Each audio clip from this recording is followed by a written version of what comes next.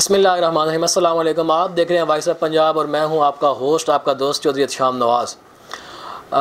मौजूद है हम आज वॉइस ऑफ पंजाब की पूरी team the national school of system है और इस वक्त आप मेरे साथ फ्रेम पर जो तस्वीर जो शख्सियत देख रहे हैं आप, ये हैं मोहतरम जनाब इरफान महमूद साहब, जो नेशनल स्कूल ऑफ सिस्टम के ओनर भी हैं, डायरेक्टर भी हैं, फाउंडर भी हैं। इन्होंने ये आगाज़ किया नेशनल स्कूल ऑफ सिस्टम का। अभी माशाल्लाह इनके 4 से 5 कैंपस बन चुके हैं, मज़ीद बना रहे हैं।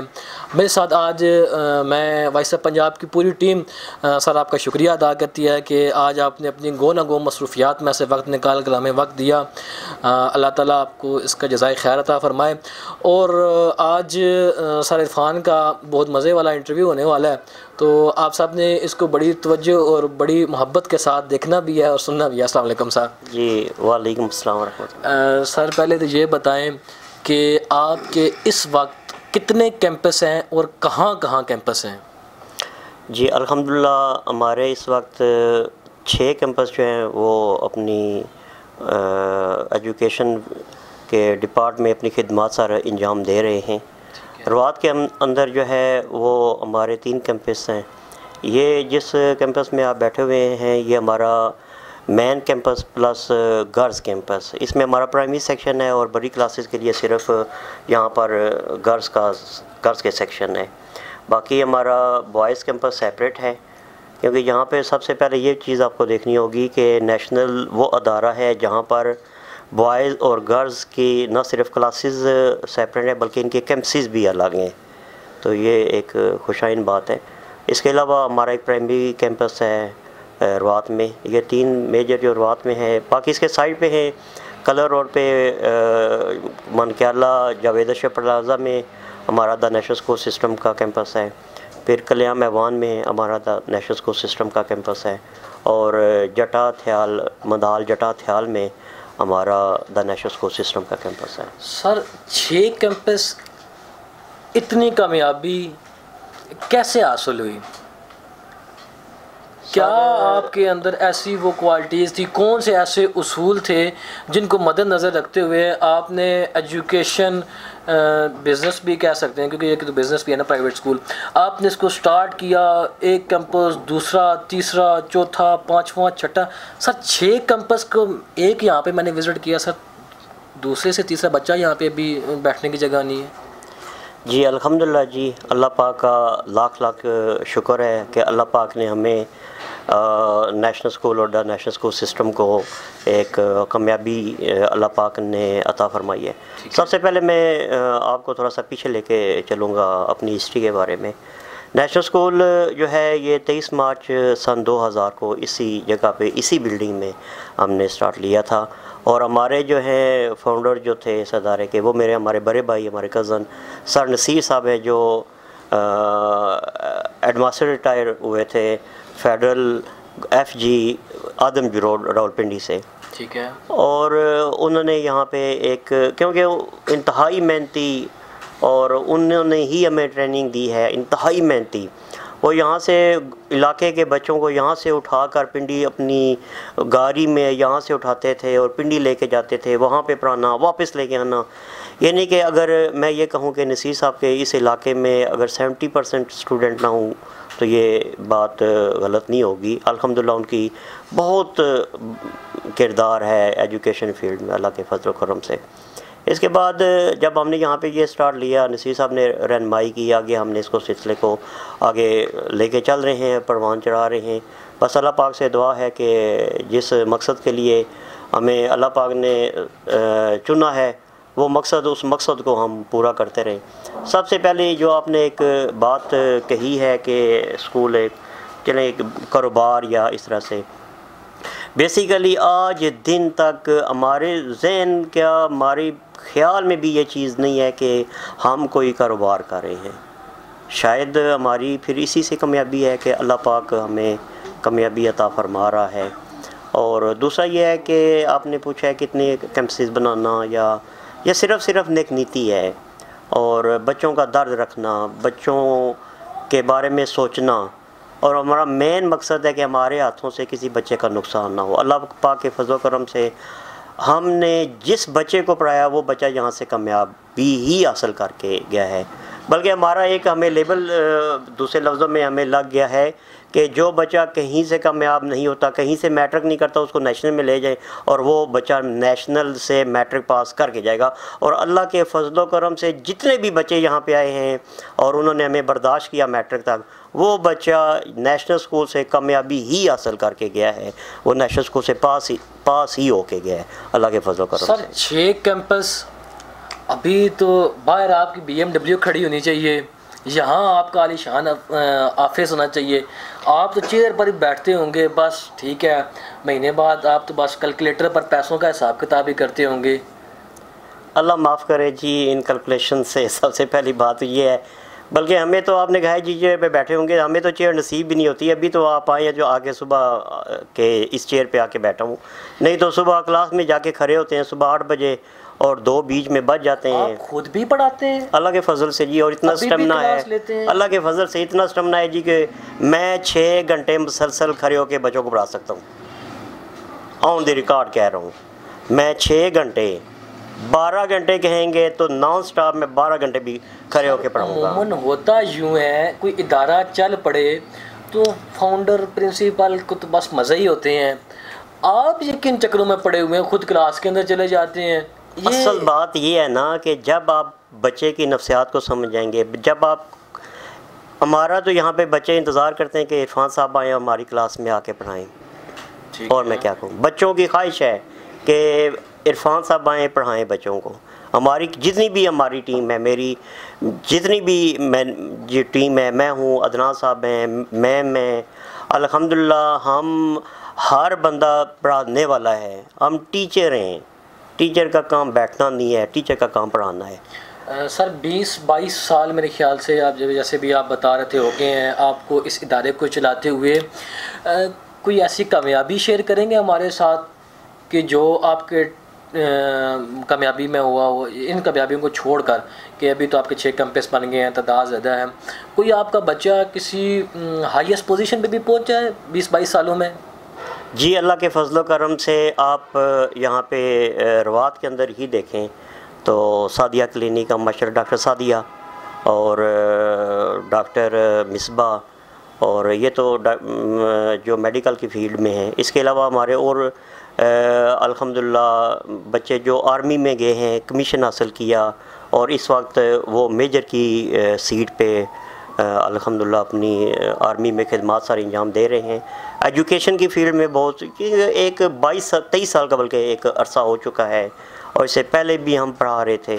तो इतने 23 सालों में अल्हम्दुलिल्लाह बहुत से ऐसे स्टूडेंट हैं जो आर्मी में, मेडिकल में, एजुकेशन में, इंजीनियरिंग में, हर शोबे में, इवन के सॉफ्टवेयर, आज जैसे मौजूदा दौर जो है ये कंप्यूटर का है, और अल्हम्दुलिल्लाह हमारे बहुत से ऐसे स्टूडेंट जो अपने सॉफ्टवेयर ऑफिस जो हैं वो रन कर रहे हैं। सर आप फेडरल के साथ इलाके आपका उमूमन ये होता है कि स्कूल वाले जो हैं वो पिंडी बोर्ड की तरफ भागते हैं, आप फेडरल के साथ करवा के बैठे।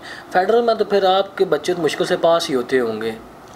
अल्लाह के फजलो करम से, जैसा कि मैंने पहले बताया कि जो बच्चा नेशनल में आता है वो मैट्रिक करके जाता है, ये पक्की मोहर है।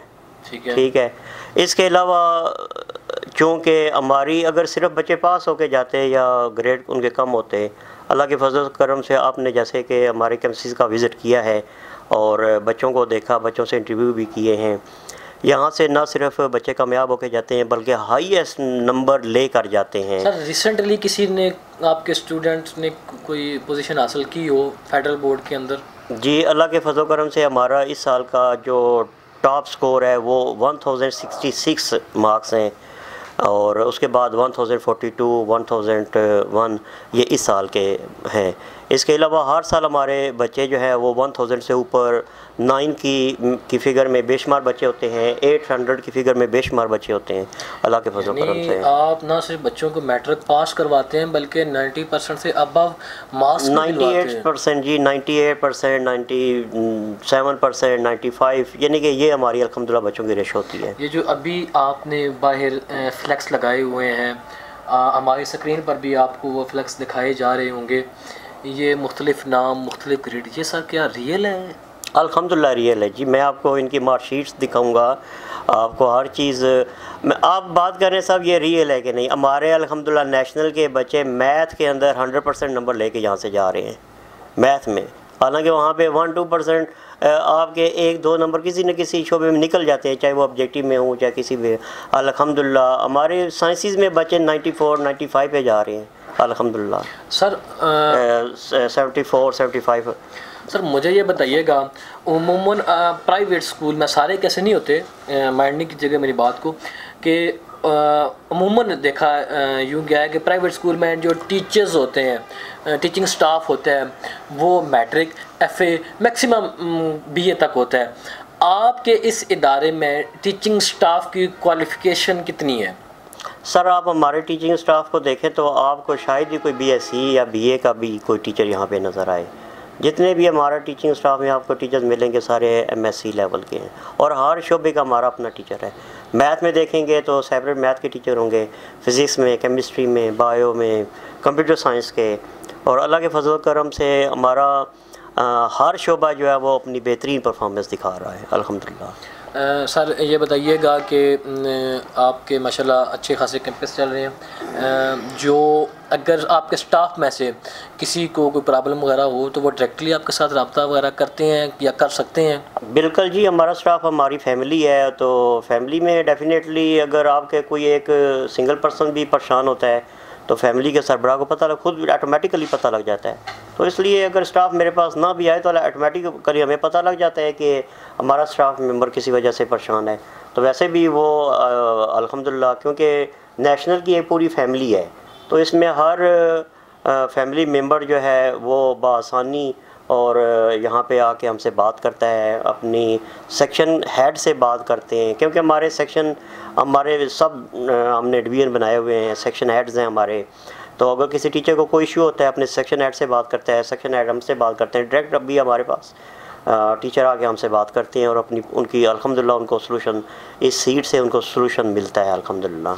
सर ये जो हमारा वो था दौरा कह लें, जो भी था, कल मैंने आपको कॉल की, ये कोई प्री प्लान नहीं था, बस सिर्फ मैंने आपको बताया था कि हम आएंगे। फिर आज आने के बाद कैंपस के मैंने विज़िट किए, स्टूडेंट्स से मैंने आपकी मर्ज़ी के स्टूडेंट्स मैंने नहीं लिए, मैंने अपनी मर्ज़ी के खुद बच्चों से क्लास में कुछ से कैमरे के सामने कुछ ऑफ द रिकॉर्ड मैंने सबसे पूछा है, यार मारते तो नहीं है, मारते तो नहीं है, मारते तो नहीं, हर बंदे से पूछा है।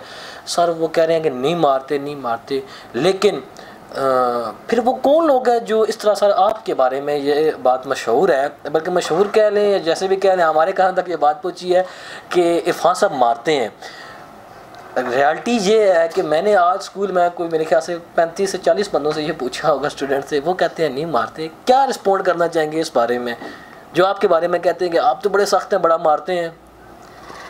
अच्छा सर, इसके सबसे पहले मैं आपको बात बता दूं कि जज़ा और सज़ा, आपको पता है कि अल्लाह पाक ने भी जज़ा और सज़ा का एक एलिमेंट रखा हुआ है। ठीक है कि जब आप एक लिमिट को क्रॉस करते हैं तो आप सज़ा के ज़िम्मे में चले जाते हैं। आपको पता है आपका रास्ता क्लियर है कि आप इस रास्ते पे चलेंगे तो आपको सज़ा के ज़िम्मे में जाएंगे, इस रास्ते में जाएंगे तो जज़ा के रास्ते में जाएंगे। ठीक है। जितने भी अगर स्टूडेंट है या कोई भी है, तो वो अगर आप एक लिमिट के अंदर आप अपने मामलात को चलाएंगे, स्टूडेंट है वो लिमिट के अंदर रह के चलेंगे तो वो अल्हम्दुलिल्लाह वो तो जज़ा में आ जाते हैं।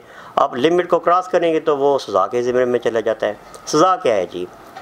जैसे मैंने आपको बताता चलूँ कि मैं इसलिए थोड़ा सा शायद इस हवाले से बदनाम हूँ कि मैं बच्चों का दर्द रखता हूँ। बच्चे का तालीमी नुकसान मैं किसी सूरत में मैं ये नहीं चाह सकता कि बच्चे का तालीमी नुकसान हो। मिसाल के तौर पे मैं आपको बताऊँ कि मैं सुबह आ रहा था तो 8 बजे हमारा स्कूल लगता है, तो 8:30 बजे मुझे कुछ स्टूडेंट्स मिले रास्ते में, तो मेरी नज़रों पे पड़ी है, क्योंकि हम आते जाते बच्चों को देखते हैं।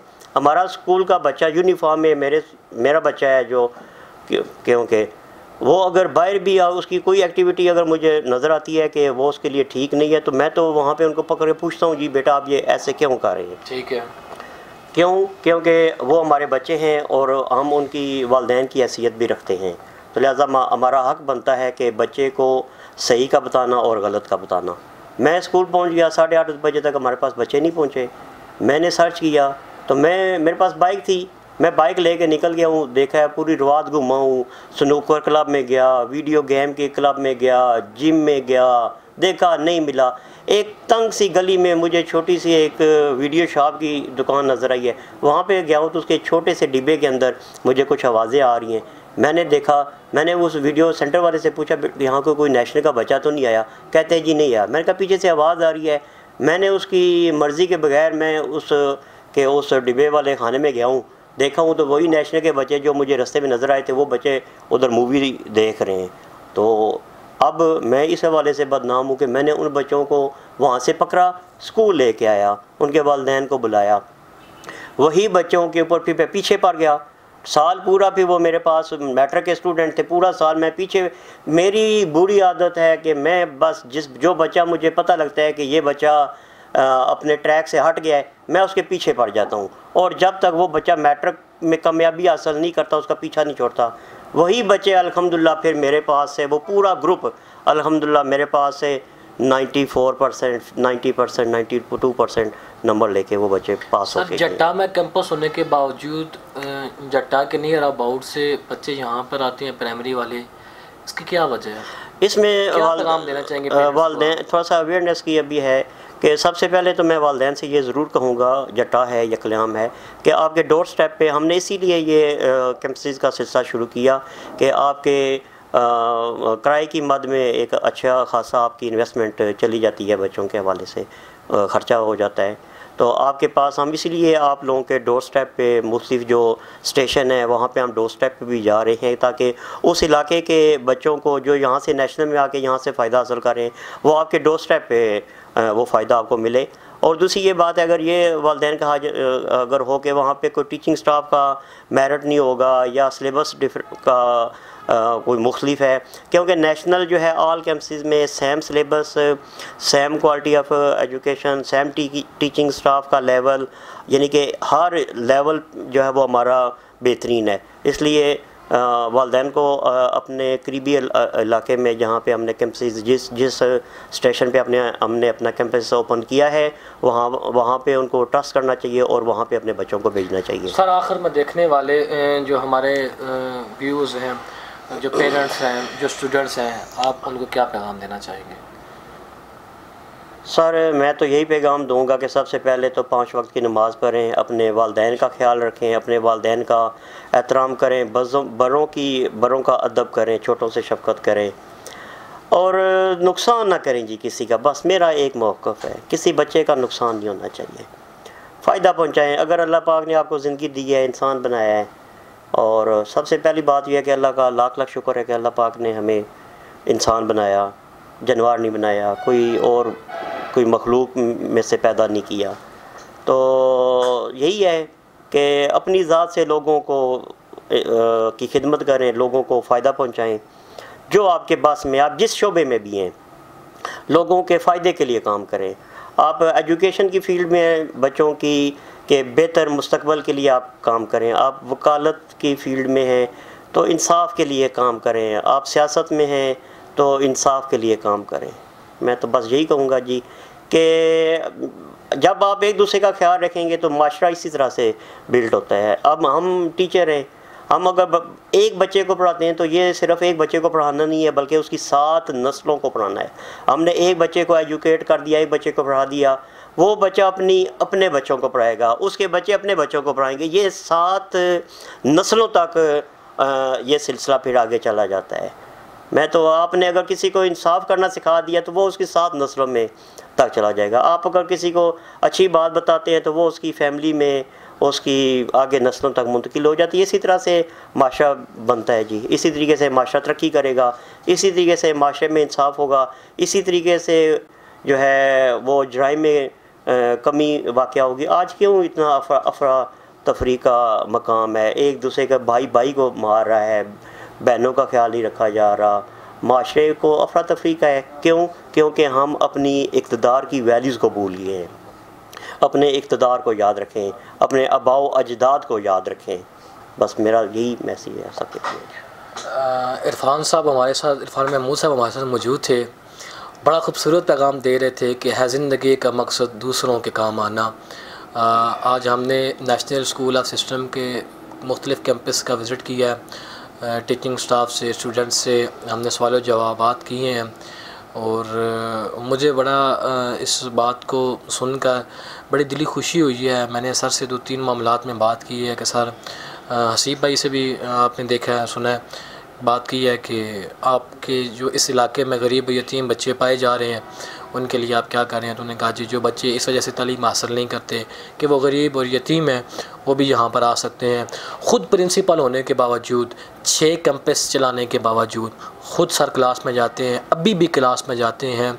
और ये सर के मुंह की बात नहीं है, ख़ुद स्टूडेंट से भी मैंने पूछा है कि वो कहते हैं कि हमें इस चीज़ का वेट होता है कि इरफान साहब आके हमारी क्लास लें, क्योंकि ये जिस तरीके से पढ़ाते हैं, एक्सपीरियंस बहुत है इनका। वो कहते हैं कि हमें पढ़ने में भी मज़ा आता है और वो ख़ुद बहुत जल्दी समझ भी जाती हैं। ज़िंदगी का मकसद दूसरों के काम आना, ये अपने हिस्से की शम्मा जला रहे हैं। आप सब ने भी अपने हिस्से की शम्मा जलानी है, हम भी अपने हिस्से की शम्मा जला रहे हैं। बस हमारा पैगाम यही है कि शिकवाए ज़ुल्मत शब से कहीं बेहतर था अपने हिस्से की कोई शम्मा जलाते जाते। बस आप अपने हिस्से की शम्मा जलाएं, देखते रहिए वॉइस ऑफ पंजाब। अपना और अपने साथ बहुत सारे लोगों का ख्याल रखिएगा। अल्लाह हाफ़िज़।